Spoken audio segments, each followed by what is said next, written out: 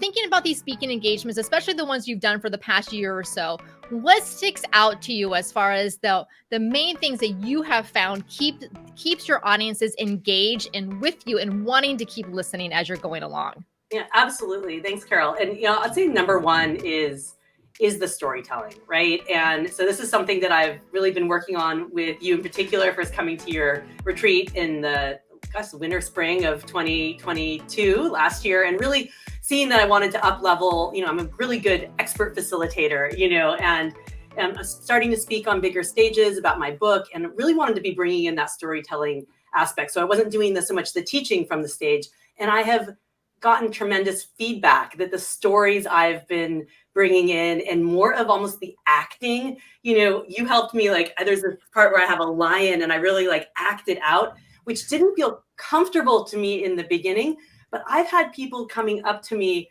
after my talks being like, I'm the lion too. And so those hooks that are really that emotional hook, the storytelling, and much more of, I guess, using that physical presence on the stage has been really powerful. And then of course, as you always talk about, having a framework to anchor your messages on so that it's easy for people to remember. And those are your teaching points. And then you can always do, things following up. But those are the two things that I've found really been the most helpful for audiences.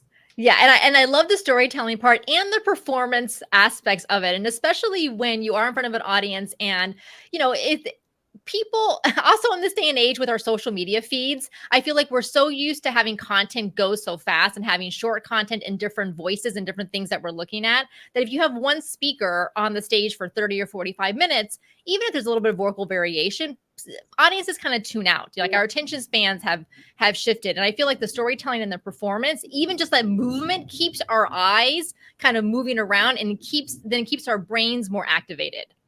Absolutely. And I've really observed in the last 18 months, so sort of that, beginning of 2022 when conferences were opening up again, and then through now. So that 18 months, even how conferences and talks have shifted, and the energy that you need to bring to really engage people is different than how it was potentially before the pandemic. I mean, people always enjoyed storytelling in a framework, but it's even more so now because they could just watch you on Zoom otherwise, or giving a lecture. There is definitely much more of that performance element to it.